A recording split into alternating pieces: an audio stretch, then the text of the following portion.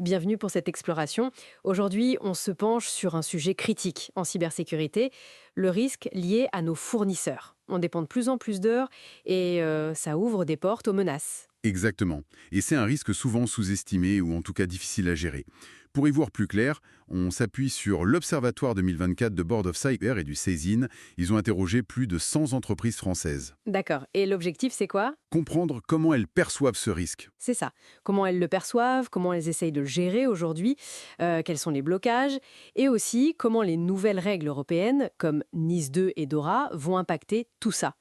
On parle de plus en plus de sécurité collective, en fait. La sécurité collective. L'idée qu'on est plus fort ensemble, en gros. Voilà, on ne peut plus raisonner de façon isolée. La sécurité de l'un dépend de celle des autres dans la chaîne d'approvisionnement. Bon, alors, premier constat de l'étude. Eh bien, apparemment, la prise de conscience est bien là. Presque 9 entreprises sur 10, 88%, considèrent ce risque comme important ou très important. On se dit que c'est bon signe, hein? Oui, sur le papier, mais il y a un décalage assez net entre cette perception et la réalité sur le terrain. Ah, c'est-à-dire? Ben, par exemple, même quand le risque est jugé très important, il n'est pas systématiquement suivi au plus haut niveau, au COMEX, seulement dans 76% des cas. D'accord, donc ça reste un peu trop opérationnel, pas assez stratégique peut-être. Ça peut être une interprétation, oui. Et autre chiffre, seulement 55% des entreprises centralisent le pilotage de ce risque. Donc souvent, c'est encore un peu éclaté, géré par différentes équipes sans vraie vision globale. Je vois. Et cette dispersion, elle se voit aussi dans la façon d'évaluer les fournisseurs. Tout à fait. Tenez-vous bien, moins d'un tiers, à peine 33,6%, évaluent tous leurs fournisseurs. Ah oui, quand même. Ça veut dire que pour les 2 tiers restants, il y a des angles morts potentiels. Exactement. Et beaucoup n'en évaluent qu'un tout petit nombre chaque année. 42,5% en évaluent moins de 20 par an. Moins de 20. Et à quelle fréquence? J'imagine que ce n'est pas tous les mois. Non, loin de là. Le plus souvent, c'est une fois par an, pour 47,5%. Et pour presque un tiers, c'est même tous les 3 ans. Tous les 3 ans. En cybersécurité, c'est une éternité. Les menaces évoluent tellement vite. Absolument. C'est une approche assez statique, on peut dire. Mais attention, les choses pourraient bouger avec les nouvelles réglementations. Ah oui, Nice 2 et Dora, vous en parliez au début. Nice 2, ça concerne beaucoup de monde, non? Environ 15 000 entités en France, oui.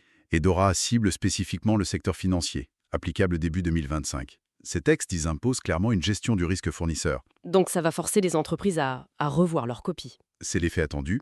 D'ailleurs, plus de la moitié, 53,4%, prévoient déjà de modifier leur approche à cause de ça.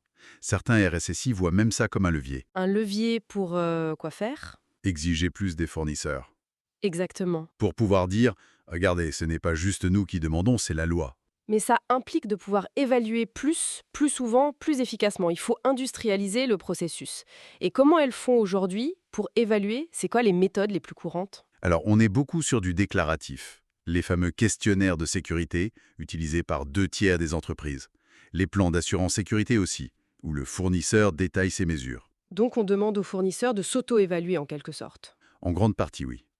Il y a aussi les certifications, type ISO 27001, qui sont regardées par un peu plus de la moitié des entreprises. Mais les méthodes plus continues, comme la notation par des tiers ou l'analyse de la menace externe, le CTI, ça reste moins utilisé, moins de 30%. On imagine le cauchemar pour un fournisseur qui doit répondre à des dizaines de questionnaires différents? Bah oui, c'est une charge énorme pour eux. Et d'ailleurs, ça nous amène aux obstacles. Quels sont les freins principaux pour les entreprises qui veulent mieux gérer ce risque? J'imagine que les ressources, c'est un gros sujet. C'est le numéro 1, cité par près de 3 quarts des répondants, 73,2%. Manque de temps, manque de personnel qualifié. Et après les ressources?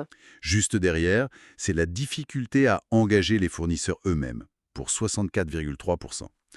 Les faire répondre, les faire agir sur les plans d'action, c'est pas simple. Et en interne aussi, ça bloque parfois?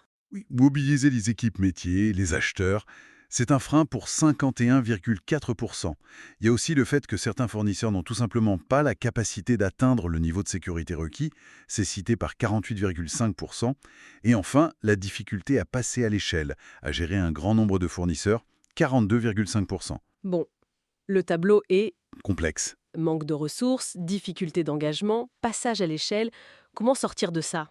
Est-ce qu'il y a des pistes, des envies de changement? Oui, heureusement, il y a une forte aspiration à plus de standardisation. L'idée d'un cyberscore un peu universel pour les fournisseurs ou d'une plateforme commune d'évaluation, ça revient souvent. Une sorte de bureau Veritas de la cyber pour les Un fournisseurs. peu l'idée, oui. Et surtout, la piste de la mutualisation est très populaire. 71% des entreprises disent qu'elles accepteraient de réduire leur propre questionnaire si une évaluation fiable faite par un autre existait déjà. Ah, ça c'est intéressant. Mutualiser l'effort, ça semble logique, mais j'imagine qu'il faut des conditions pour que ça marche. On ne fait pas confiance aveuglement. Bien sûr que non. La confiance, c'est vraiment le mot-clé. Il faudrait, selon les entreprises, un tiers de confiance reconnu, des preuves tangibles, un périmètre d'évaluation très clair, et surtout, que l'évaluation soit spécifique au service qui est fourni par le fournisseur. D'accord. Ce n'est pas juste une note générale, mais adaptée au contexte. Voilà.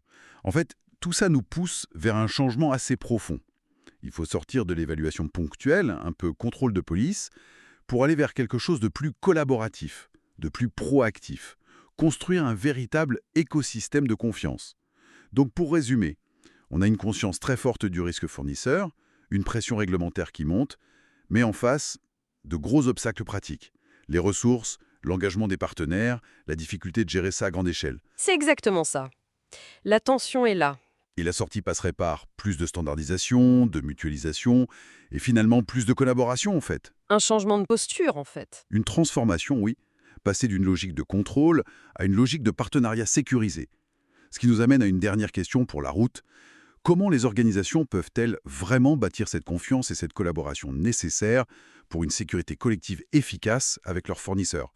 Comment dépasser la simple conformité, surtout quand les ressources sont limitées et que mobiliser tout cet écosystème reste un vrai défi?